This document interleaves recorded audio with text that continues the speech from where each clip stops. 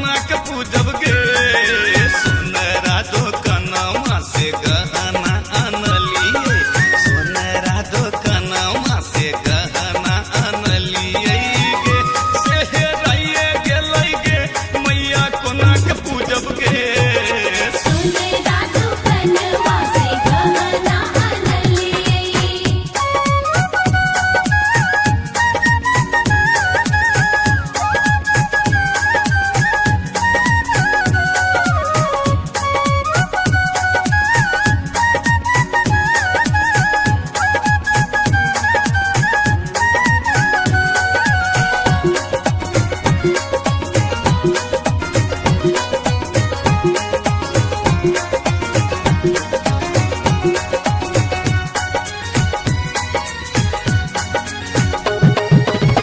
कुम्हरा दुकानमा से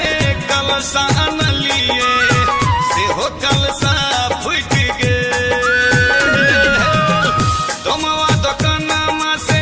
डलिया अनलिए सेहो डलिया छुट गेल गे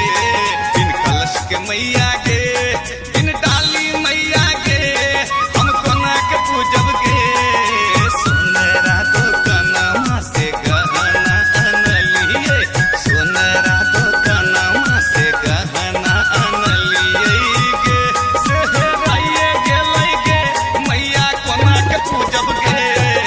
सोनरा दुकानमा से गहना अनलिए सोनरा दुकानमा से गहना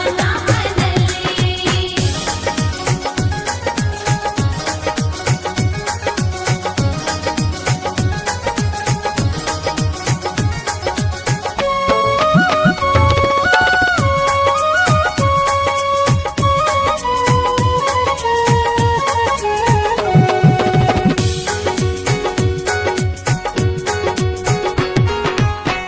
मलिया दुकानमा से माला अनलिए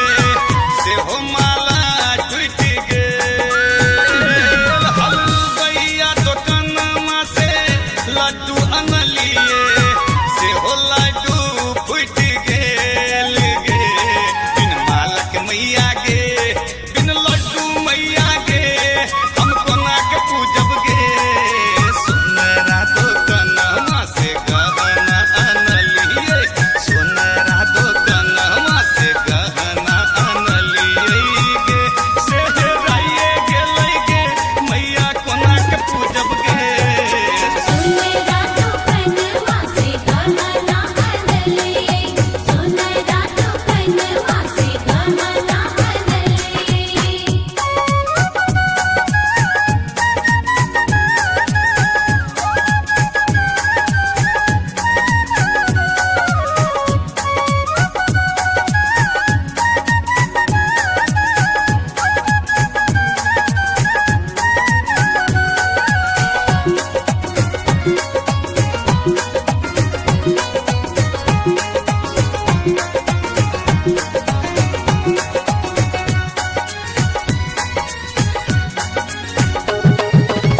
पटवा दुकानमा से चुनरी अनलिए